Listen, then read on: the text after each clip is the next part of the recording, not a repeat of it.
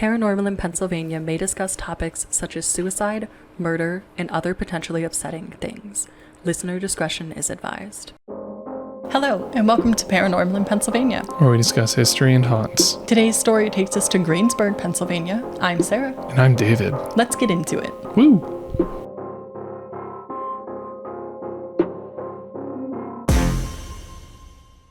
This season, we're being sponsored by our friends at Haunted US. They travel the country bringing you real stories of American hauntings every Thursday at hauntedus.com. So, the Palace Theater in Greensburg. This is a throwback, I think, to like 2018 that we went here. We went to see Mamma Mia. Oh my goodness. I know I didn't tell you which ones we were discussing. Yeah. You're like, back in 2018, like, what did we even do? Yeah. We went there and then to this like really cool little bar that was around the corner. Mm-hmm. Yeah, and it was an incredible show and a beautiful theater and nice weekend getaway. And you cried. I did cry. So, history. This place is called the Palace Theater. It opened September 2nd, 1926, and it was originally known as the Manos Theater. It was built for $750,000, which is over $13 million today. Wow. So who were the financial backers? Do we know? The Manos family, who had a stream of vaudeville theaters that they owned. What theaters? Vaudeville? I don't know what that means. That was like a really common like type of show, like a vaudeville show. Nope, still not there. Huh. Erica, can you look up the definition of vaudeville? I'm not very well versed when it comes to playwrights and I think it's just theater. The style of theater in like the 30s, really. Okay. But today, the Palace Theater hosts a wide variety of live events in the area, and it has a 1,369 seat facility with over 100 different shows a year. Okay, vaudeville. Okay, so it's a theatrical genre of variety entertainment, and it was originally a comedy without psychological or moral intentions, or like a dramatic composition or light poetry interspersed with songs. So okay. Layers of theater. Okay, so in case the mics didn't pick her up, it's a variety show that is like song interspersed with theater, not necessarily any true moral story to it, and it's primarily comedy or drama. So that, it's the type of shows. Learned something new today. Yeah, we can look up after this, like, vaudeville show. I always picture, like, nah. Yeah, I can't. I'm sure if you showed me, like, a famous one, I'd be like, okay. But. Yeah, you know what I think it is, actually? It's, like, because I think it's also, like, the dancing and stuff. I don't know. Maybe I'm just making stuff up. We'll look it up. By 1973, films had become ubiquitous, and the stage show theater was no longer needed, really. I mean, films were taking over so much. The pendulum had swung. People wanted to see film. So the Manos Theater sold to Cinemet Theaters, but in 1977, it was actually sold to a local businessman, Carl Marinelli. And the venue was then renamed the Palace Theater, as it is known today. Okay, cool. And so this is the late 70s, just as a reminder. And because of that, Carl decided he was going to do a mix of theatrical shows and cinema, so movies and live. And there have been more than $20 million of renovations since 1990, and the efforts continue today. Much of the original theater actually remains. There's a golden marble ticket booth with a unique wheel of overhead lights at the theater's entrance that's used, and I do remember it being really beautiful. I remember it being a very, very, very nice theater too, especially with I don't know what I expected, but it was really nice. We were on the first floor. There was concessions, but it was still very well maintained, despite how old it is. Yeah, and the tickets were reasonably priced, if I remember. Yes, they were. They also have an original chandelier with pink, yellow, and blue flowers that hangs over some of the original tile, which is black and white, in the entryway. And they also, I wish we had known this because we would have seen it, they have movie projectors from the 1920s up on the mezzanine. And the mezzanine has photos of previous projectionists and stuff. And we probably didn't see that since we were on the first floor. We would have no reason to go upstairs. Right. Yeah, we did not have to go upstairs for that, obviously. But it would have been cool to see. Yeah, it would have been really cool to see. Help me out real quick. When you said, bear in mind, it's the late 1970s, what do you mean by that? It's like, it felt like you were setting up the stage for something. Oh, I'm just saying, like, remember, it was the 1970s. The late 1970s. Because films had been around for a long time, I guess is my point. I think it's crazy that only in 1973 did film become so ubiquitous that stage shows were gone. Gotcha. Okay. I thought you were setting up the stage for, this is, because it's the late 70s, this was going to be occurring. Groovy. Yeah, it's like, well, there was disco and... Yeah, they had disco parties. Yeah, they had disco parties in the theater. And I was like, oh. No. Is this where we're going? No. But we didn't go there. Sorry. I didn't see anything about disco parties. Missed opportunities. Can't confirm they did not happen. Okay, so that's the history. Moving on to the paranormal things. There are apparently quite a few different hauntings here. And we didn't notice anything when we went, but we weren't exactly looking. No, certainly. Full disclosure, I was not looking for anything paranormal when we were there. Yeah. I was just making sure you had a good time. Which I did. Like he said, I cried. I love Mamma Mia. So, stop laughing at me. I'm laughing with you. It's different. Yeah, that's true. I mean, you sat through the show and you hate theater, so... I don't hate theater. I've just seen Mamma Mia a couple times since dating you, and this was less than a year in. Like 6 months in, probably 5 times I saw that movie. It's tapered off. We could watch it tonight. No. How about that? We could go see it. Oh my gosh, this is a haunting. Yeah. I'm haunted by this movie. Yeah, ghosts of Mamma Mia past. Yes. Oh my goodness. It's not that bad. It's a great movie, It but is after you see it like 20 times, it just gets better. It gets a little old. It just gets better. So, first up, with the real hauntings, is some quotes from a longtime team member of the Palace Theater. Her name is Rachel. And I'm going to read the exact quote. So, start quote. Allegedly, the dressing room, number 6, I believe it is somewhat haunted. People feel cold when they are in there or even feel like they are being forced out when they walk in. There are a couple of chairs in the venue as well. Not in the theater itself, but outside in our waiting areas. So if you're sitting in one of the red chairs, sometimes you would almost feel like dressing room number 6, that you were obligated to vacate. End quote. I think it's really interesting. And I was thinking back to our experience there. We did get concessions and stuff, but there were a ton of people there, so I don't think we actually sat in those chairs. No. If I remember correctly, we were on the left side, about midway down. Yeah, but these would have been in the lobby. Yeah, I wouldn't have noticed anything. Yeah, honestly, I think I just wanted to get to the seats so bad. I think we just went straight there. Well, we got our, concessions, and then went straight to our seats, I think. Yeah. But I did try to dig further into this claim.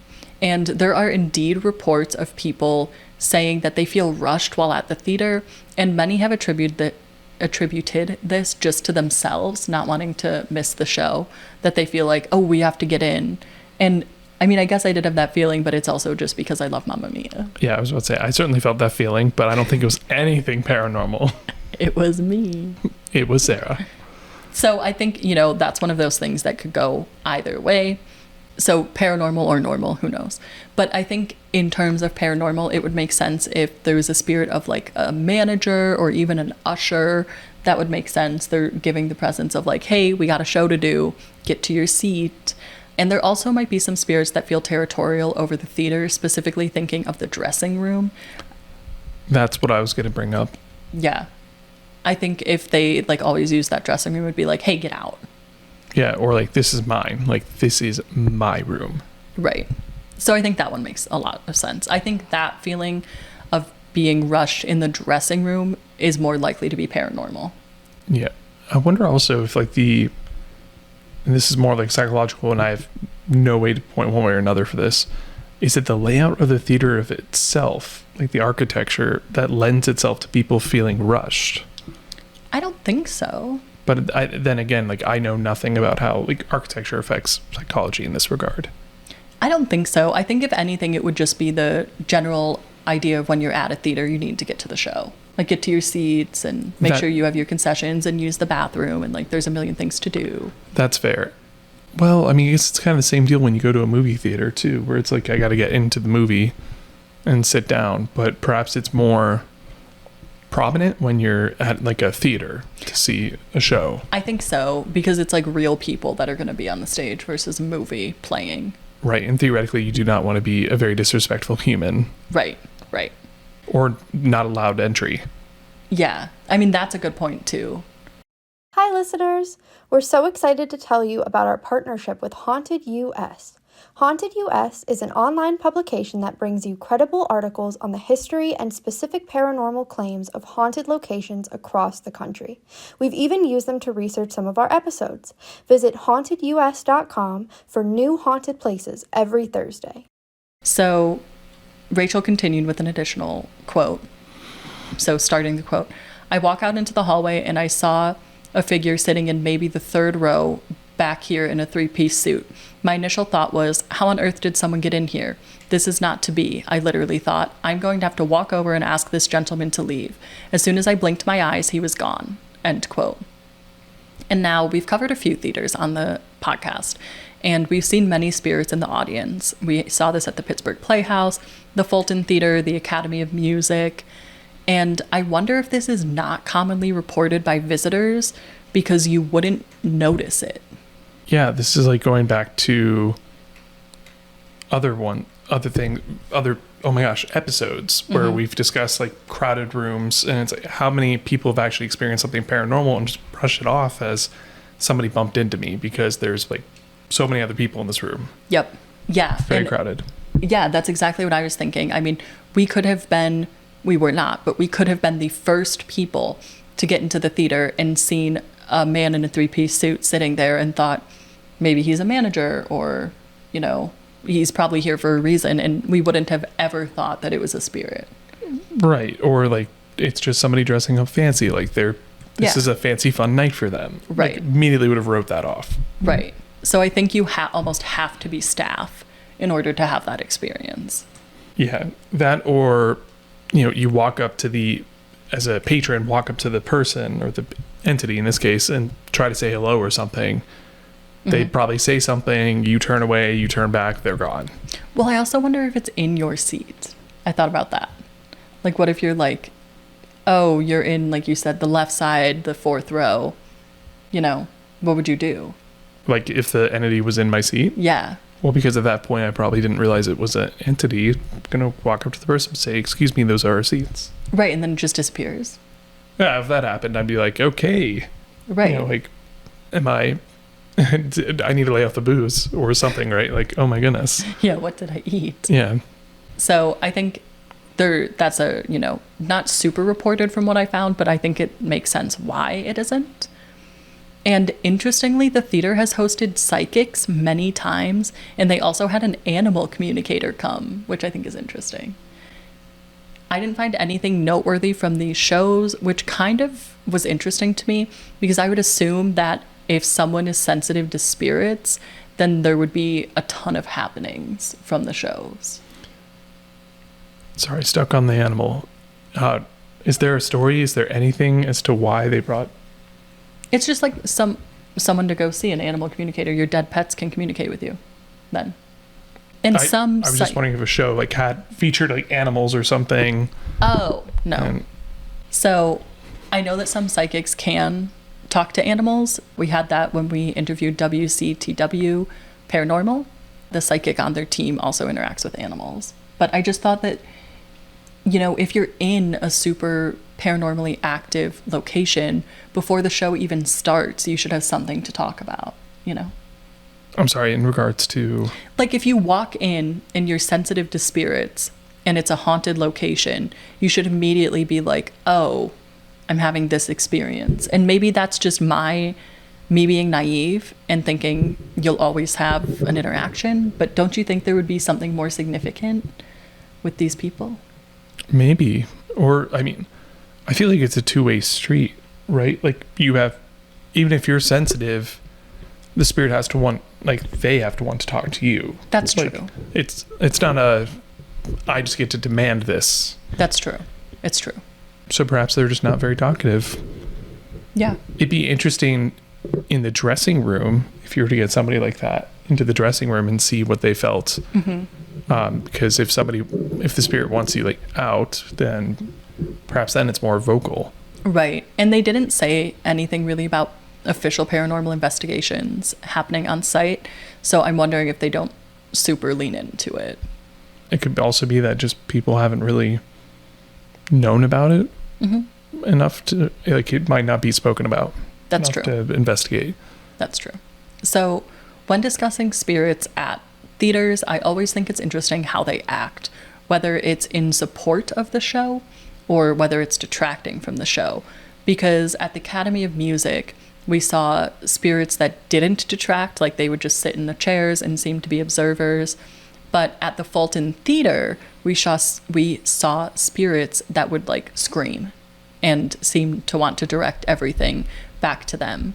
So I think it's really interesting. Here, they seem to want people to get into the theater and not want to detract, but also be protective at the same time, which begs the question of, is it multiple spirits? Was it at the Fulton Theater that you interacted with like patrons as well? Like, was it pinching, grabbing, something along the lines of like, if you weren't paying attention? That's the Academy of Music. It seems here that they're maybe still watching themselves. Maybe it's a spirit not rushing people to get to the show, but they themselves are excited to get to the show. Oh, that's a fun take. Yeah. There's a lot of possibilities, and I think because of the lack of paranormal investigations done here, we can't really know the history of the actual people. We know the history of the building, but not the actual people. Yeah, because were there any named spirits in either of the other theaters? Fulton Theater did. They had a few named ones. I don't think at the Academy of Music they did. I don't recall there. And then at the Pittsburgh Playhouse they did. Yeah, so I think it is just a lack of investigations here as to why there's not named. Yeah, I that's definitely what it is. Yeah. So, knowing what you know about the Palace Theater, would you go back? I don't know. It's too spooky now. Probably wouldn't go back. Would you go? Yeah, I'd go back. Of course. Would you go back to see Mamma Mia again?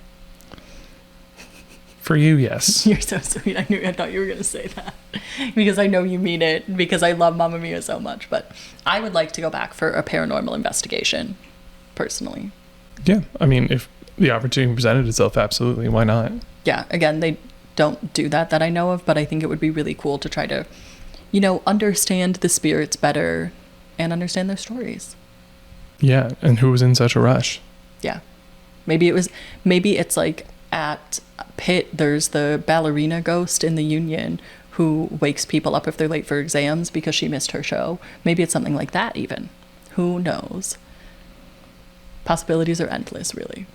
So, thank you for tuning in for this week's episode of Paranormal in Pennsylvania, where we discussed the Greensburg Palace Theater. Tune in next Thursday to see what history and hauntings we discuss next. Stay spooky, my friends. Spooky, spooky, spooky, spooky.